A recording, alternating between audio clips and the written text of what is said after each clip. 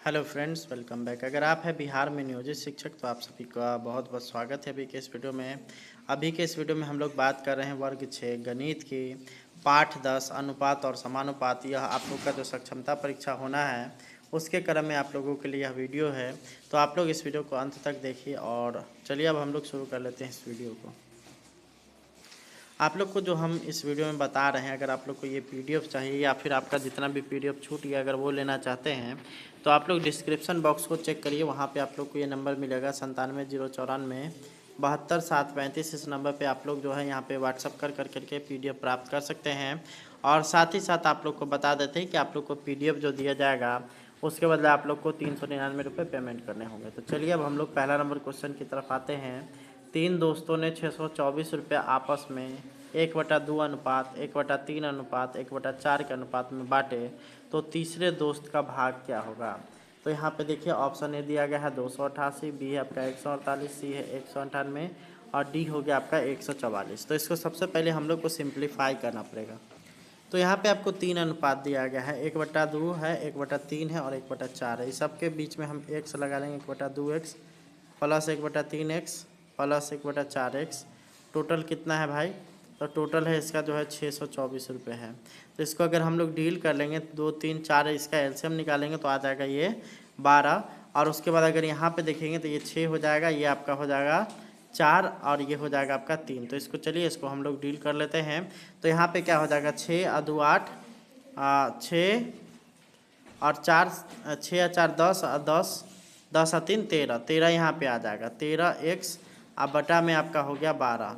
अब यहाँ पे आपके पास है 62 यानी 624 है। तो इसको हम लोग अगर भाग दे लेंगे तो 13 चौका 52 और उसके बाद जो हो जाएगा 13 8 104। और यहाँ पे अगर देखिएगा तो इसको 12 से गुना कर लेना है।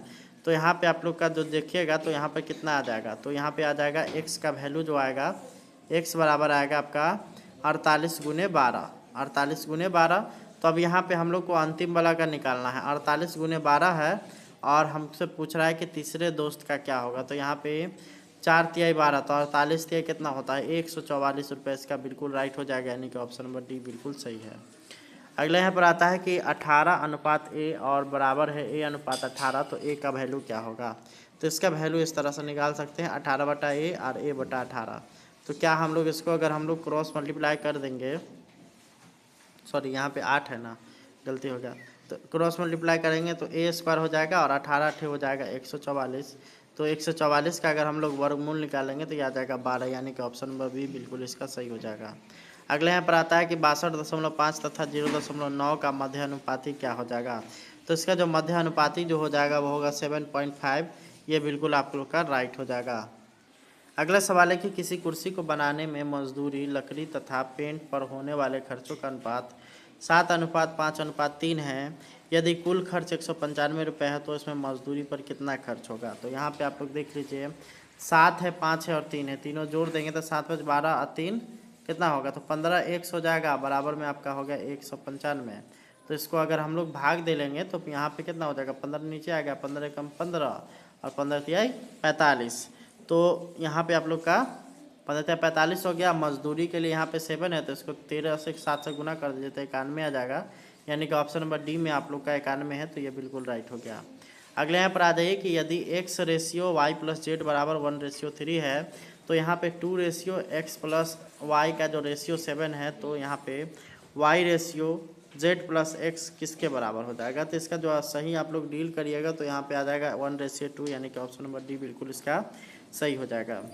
अगला यहाँ पर आता है, अगला जो यहाँ पे सवाल आता है a रेशियो b बराबर 4:5, उसके बाद b रेशियो c बराबर 3:4 और c रेशियो d बराबर 6:7। तो a ratio b ratio c ratio और d रेशियो यहाँ पे आप लोग को बताना है। इसको चलिए ऑप्शन मेथड से हम लोग इसको देखते हैं। यहाँ पे आप लोग देख सकते हैं, यहाँ पे a आप लोग का है 4, यहाँ पे आप लोग को नज़र आएगा कि a का जो वैल्यू आना चाहिए वो 4 आना चाहिए और d का वैल्यू आना चाहिए वो 7 आना चाहिए। ऐसा कौन सा है इसमें, देखिए। तो यहाँ पे अगर देखिएगा तो इसमें आप अगर इसको अगर देख लेते हैं तो 4 और उसके बाद कितना बोलता है 7 आना चाहिए।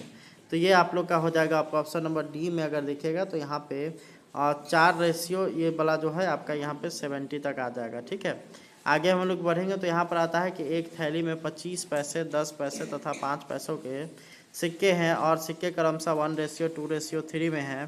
तो कुल सिक्कों का मूल्य 30 रुपया हो तो 5 पैसे के सिक्कों की संख्या क्या होगी।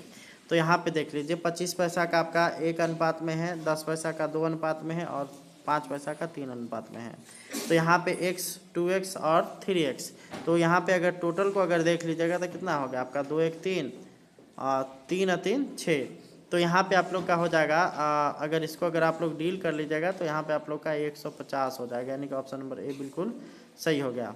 अगला यहाँ पर आ जाएगा सीमा 16 लीटर दूध 4.80 रुपये प्रति लीटर के से खरीदती है और 4 लीटर पानी मिलाती है। यदि वह 12.5% लाभ कमाना चाहती है तो मिश्रण को किस दर से बेचना पड़ेगा। तो यहाँ पे ये जो है इसका जो आंसर हो जाएगा वो होगा 4.32 रुपये प्रति लीटर की दर से। अगला यहाँ पर आता है कि 2 दूध के डिब्बे जिसमें दूध और पानी का मिश्रण क्रमशः 1:3 तथा 3:5 है। यदि दोनों को 3:2 के अनुपात में मिलाया जाए तो नया मिश्रण में दूध और पानी का मात्रा क्या होगा। तो यहाँ पे इसका जो सही आंसर हो जाएगा उसमें आप लोग का ऑप्शन नहीं दिया गया है कोई भी, ऑप्शन नंबर सी इसका हो जाएगा आंकड़े अधूरे हैं। अगले यहाँ पर आता है कि किसी मिश्रण में शराब तथा पानी का अनुपात 3:2 है।